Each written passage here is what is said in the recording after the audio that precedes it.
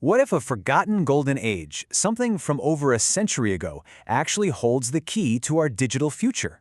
That's what we're going to dive into today, this powerful idea that we might be on the verge of a new digital Belle Époque.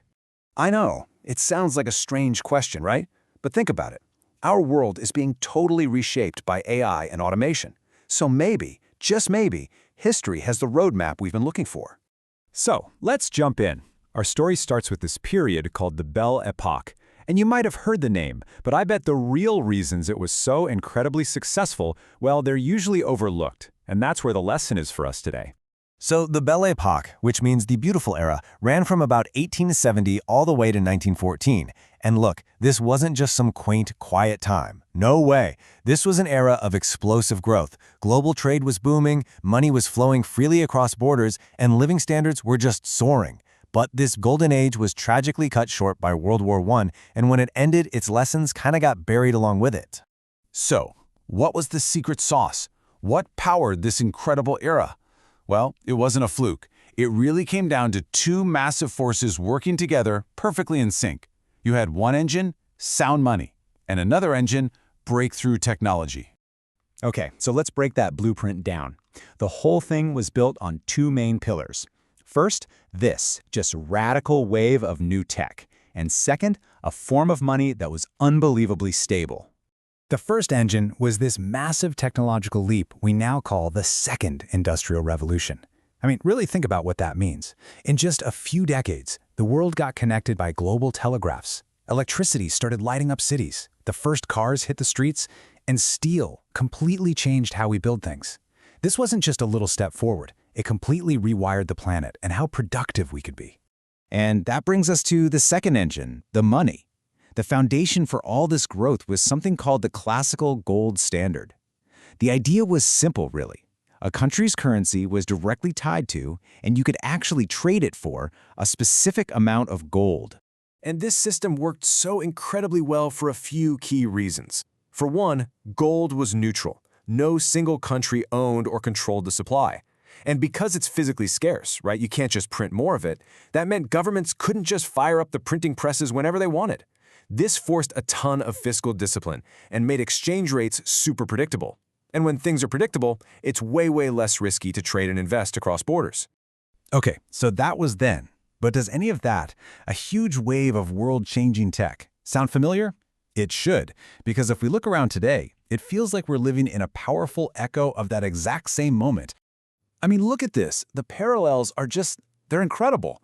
You have artificial intelligence, which is really our generation's electrification. Automation and robotics, that's our version of railways and cars. And the global digital networks we have today, that's the telegraph and telephone all rolled into one.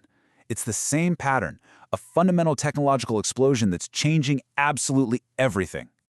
So, if we have the new engine of technology, what about the other half of the blueprint, the stable money? What is our era's digital gold? Well, the controversial but compelling candidate is Bitcoin. And here's where the core of the idea really clicks into place. Just like gold, Bitcoin runs on a decentralized network, which means no single country or company can control it. And crucially, it has a fixed, totally unchangeable supply, only 21 million coins ever. That's a direct mirror of gold's physical scarcity. So all of this gives it the potential to be that neutral, stable foundation for our digital world, pretty much the same role gold played back in the industrial era. So how would that even work in practice? Well, the idea is that you'd have a financial system with different layers. So at the very bottom, the base layer, you have Bitcoin. Think of it like digital gold bars in a vault.